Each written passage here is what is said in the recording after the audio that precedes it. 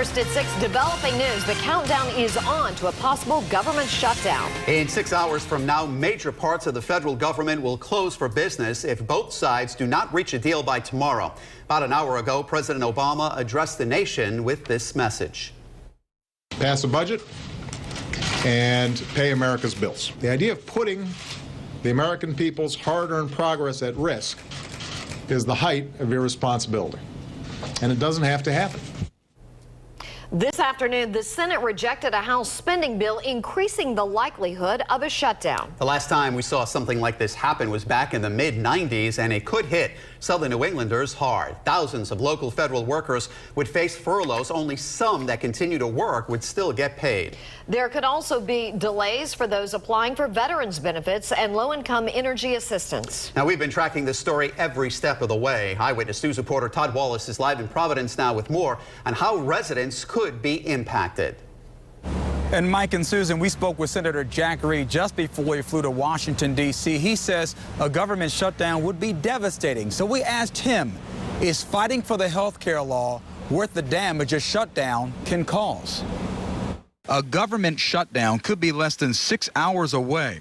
Rhode Island Senator Jack Reed says our state and nation can't afford it. Which is going to cost the government money, it's going to cost every taxpayer money, it's going to slow down economic growth, it's going to shake markets. Markets are already falling today. The new health care law is at the center of the looming shutdown.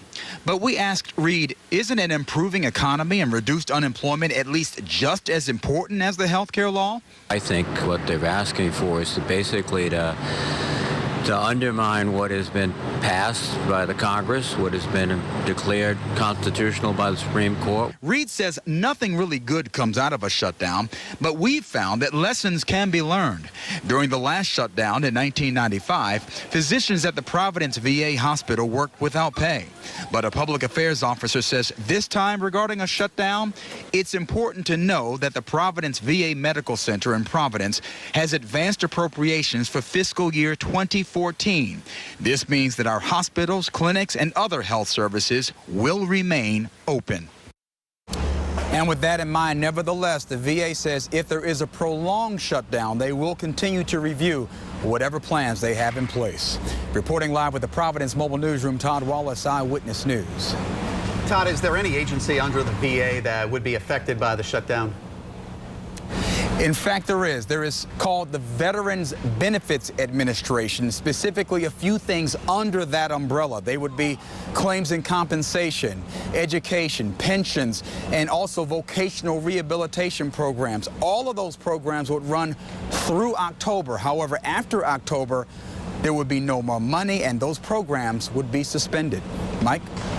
All righty, Todd, thank you so much. And you can stay with Eyewitness News for continuing coverage on the countdown to a possible government shutdown. We'll have the very latest tonight on Eyewitness News at 10 and 11. Plus, for updates around the clock, including more on the health insurance marketplace, which is a major point of contention in the budget battle, you can head over to our website, WPRI.com.